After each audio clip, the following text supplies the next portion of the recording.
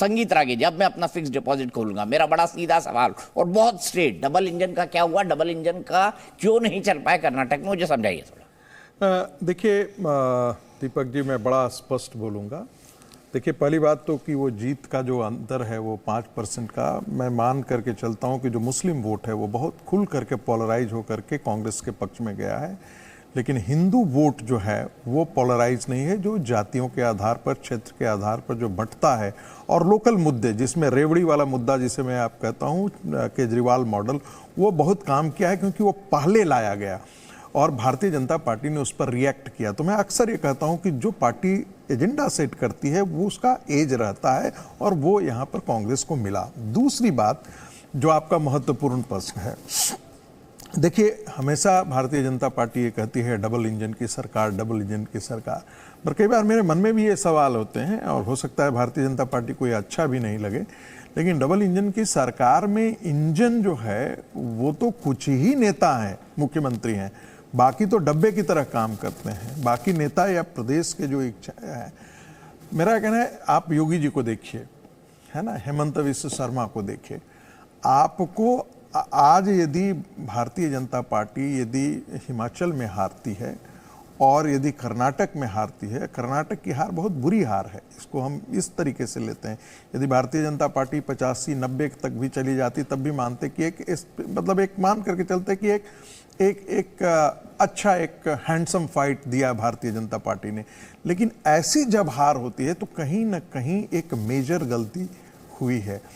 तो वो मुझे ऐसा लगता है कि यदि 2024 से पहले कई बार चीज़ें आपको सीखने के लिए आपको इशारा मिलता है, और वो यही है कि वाकई में जो लीडरशिप है, जो स्टेट लीडरशिप है, वो हर समय आप नरेंद्र मोदी जी पर और अमित शाह जी पर आप हर चीज के लिए, मतलब आप निर्भर नहीं कर सकते। हाँ, मतलब आपको वो आकर के और 20% का मार्जिन आपको दिला देंगे, 30% का, बट अकेले उन पर सारी चीजें ये लोड करना है। उत्तर आप दिल्ली का आप देख लीजिए, केजरीवाल के खिलाफ इतना बड़ा मुद्दा, 48 करोड़ का, आप 4 लाख का कोई टॉयलेट सीट पर बैठे, 8 लाख का पर्दा है, लेकिन भारतीय जनता पार्टी का जो क्षेत्र लोकल लीडरशिप है वो सड़क की लड़ाई नहीं लड़ रही, जमीन की लड़ाई नहीं लड़ रही। ठीक है, मैं सीधे सुधांशु जी के पास चलता हूं, वो आपको लड़ना पड़ेगा। दोनों चीजें। सुधांशु जी, ये नैरेटिव जो संगीत रागी जी ने किया है कि डबल इंजन में, अगर कर्नाटक की बात की जाए तो वहां तो डबल इंजन था ही नहीं, मोदी जी अकेले इंजन थे, वही गाड़ी को धक्का लगा रहे थे। बोम्मई साहब तो मतलब कैसे मुख्यमंत्री थे कि रिकॉल वैल्यू में भी वो पकड़ में नहीं आते। आप इस क्रिटिसिज्म को कैसे लेंगे, और क्या बीजेपी ओवर डिपेंडेंट हो गई है अपनी सेंट्रल लीडरशिप पर, खासतौर पर प्रधानमंत्री नरेंद्र मोदी पर? देखिए, निश्चित रूप से प्रधानमंत्री श्री नरेंद्र मोदी स्वतंत्र भारत के इतिहास के सबसे लोकप्रिय और राजनीति में युगांतर स्थापित करने वाले नेता हैं। परंतु जो बात संगीत रागी जी ने कही, देखिए, कोई भी घटना होती है तो उसका कोई एक कारण नहीं होता है। यदि हमारी पराजय हुई और कांग्रेस की इतनी निर्णायक जीत दिखाई पड़ रही है तो हम इसका विश्लेषण करेंगे, और समीक्षा में जो जो चीजें सामने आएंगी, जो हमारे मुख्यमंत्री बोम्मई जी ने भी कहा है कि हम विचार करेंगे और फिर जो चीज सामने आएगी उसके अनुसार हम परिवर्तन लाने का प्रयास करेंगे। हाँ, परंतु मैं एक और बात जो कहना चाहता हूं, भारत की राजनीति में जो युगांतर स्थापित हुआ वो जानते क्या है? हम राजनीति में आए थे सिर्फ सरकार बनाने के लिए नहीं, सत्ता का वातावरण बदलने के लिए। और आप देखिए कि अभी कांग्रेस के प्रवक्ता हों या कांग्रेस के नेता हों, सभी आके बजरंग बली की जय बोलने लगे। सब कहने लगे बजरंग बली तोड़ भ्रष्टाचार की नली, तो कोई कहने लगा, डीके शिव कुमार जी ने कहा कि हम 2000 हनुमान जी के मंदिर बनाएंगे, वगैरह वगैरह, ये सारी बातें कहने लगे। मगर ये परिवर्तन सिर्फ कर्नाटक चुनाव में नहीं है दीपक जी। ममता जी ने बंगाल के चुनाव में चंडी पाठ किया था चुनावी मंच से, और प्रियंका गांधी जी ने यूपी में चुनावी मंच से देवी स्तुति की थी। यूपी के चुनाव में अखिलेश यादव जी को सपने में भगवान दिखे थे, और गुजरात के चुनाव में केजरीवाल जी को नोट पे भगवान दिखे थे, और यहां पर आने पर कर्नाटक के चुनाव में डीके शिव कुमार को हनुमान दिखने लगे। तो मैं ये कहता हूं कि आपने इससे पहले कभी देखा था? अभी कांग्रेस कार्यालय की फोटो दिखाई जा रही थी जिसमें वो गदा लिए हुए भी कार्यकर्ता था और हनुमान जी की फोटो। मैं विनम्रता से और चुनौती से पूछता हूं, 2014 से पहले कोई ऐसा दृश्य, कोई फुटेज कभी दिखा दे। इसलिए मैं कहना चाहता हूं कि एक अंतर आया है कि भारत और भारतीयता के मूल्यों के ऊपर सभी पार्टियों को ईमानदारी से स्वीकार करना चाहिए, कम से कम वह बात तो स्पष्ट दिखाई पड़ती है। और एक और बात हम ये कहें, जो दक्षिण की बात कही जाती है, तो अगर आप कर्नाटक में देख लें तो 2013 में कांग्रेस जीती थी, चूंकि येदियुरप्पा जी अलग थे, अन्यथा कर्नाटक में, ये दक्षिण भारत में कांग्रेस कहां थी? पहली सरकार कांग्रेस की बनी है लंबे समय के बाद दक्षिण भारत में।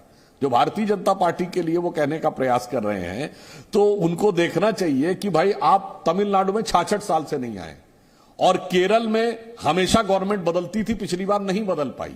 अविभाजित आंध्र में आप सर्वशक्तिशाली थे, 2/3 से अधिक बहुमत था, अब ना आप आंध्र में है ना तेलंगाना में है। तो यह कहना कि दक्षिण भारत से भारतीय जनता पार्टी को क्षति हुई है, व्यवहारिक दृष्टि से देखिए पिछले 10 साल में कांग्रेस को क्षति अधिक हुई। ठीक है, सुरेंद्र राजपूत जी क्या कहेंगे? अब ईवीएम पे सवाल नहीं उठाएंगे, या अब ईवीएम पे सवाल उठाना बंद कर देंगे, या उठाते रहेंगे? एक स्कोप रखेंगे कि जब हारे तो ईवीएम बोल दे। दीपक भाई, इसका जवाब मैं ऑलरेडी पहले दे चुका हूं, पहले भाग में दे चुका हूं कि ये सारे सवाल हमारे जारी रहेंगे, क्योंकि जनता के सवाल है। यहां पर संगीत रागी जी का बड़ा मजेदार बात थी कि आज भी ये हिंदू मुसलमान नहीं छोड़ पा रहे हैं। अरे रागी जी, हार गए हो। और एक चीज़ और आप समझ लीजिए कि जो आप हिंदू और मुसलमान की लगातार बात करते हैं, ये विभाजनकारी नीतियों के खिलाफ ही कर्नाटक की जनता ने वोट दिया है। आज कर्नाटक की जनता ने वोट दिया है, कल देश की जनता वोट देगी। और एक चीज और समझ लीजिए, नरेंद्र मोदी जी 10 दिन तक वहां बजरंग बली करते रहे। किसके लिए गए? अरे भाई बीच में मत बोलिए भाई। आपने चूंकि मेरा नाम लिया इसलिए मैं पढ़ रहा हूँ कि कमलनाथ जी जब मध्य प्रदेश के चुनाव में गए थे, मैं तो आपके बीच में नहीं कह रहे हैं, देखिए मैंने आपका नाम नहीं लिया था। दीपक भाई, आप प्रस्तोता है कि ये प्रस्तोता है? मैंने आपने नाम लिया इसलिए मैंने कहा कि दीपक भाई, दीपक भाई कितना अच्छा माहौल से आप कर रहे थे आज। चलिए आप लगाइए ना, चलिए करिए, बोलिए आप। आज हमें कुछ नहीं आपको कहना। अच्छा ठीक है, आपको जनता ने बोल दिया है तो हम क्या बोले? आप मैं आपको बताता हूँ, आप जाकर, अरे बताइए मत हमको मत बताइए, अपना मोहन भागवत जी को बताइए। आपने किस लिए कोएलिशन किया था? किस लिए सर? उतने बड़े रेडिकल आदमी के साथ भाई क्या हो रहा है? के साथ आप अच्छा, एक मिनट, रेडिकल आदमी पीएफआई के 1600 लोगों को क्यों छोड़ा था? वो सेकुलरिज्म के नाम पर लड़ रहे थे क्या आप? कोई बात नहीं, इतना नहीं झगड़िए। आज सुरेंद्र राजपूत जी को आज पूरा फील्ड दीजिए, पूरा मैदान दीजिए, सुरेंद्र भाई को छक्का मारने दीजिए। आज जीते हैं वो, आपका दिन है, आज मजे संगीत रागी जीते हैं आज कुछ मत बोलिए बस। सुरेंद्र भाई, मेरे पास इतना ही वक्त है। सुधांशु जी, आपका बहुत बहुत शुक्रिया, पेशेंस से आपने तमाम बातें सुनी हैं। और हमारे यहाँ कहते हैं, जो जीता वही सिकंदर, पर असल में था सिकंदर नहीं जीता था, जो जीता वही चाणक्य। ये कहा जाए तो ज्यादा बेहतर होगा।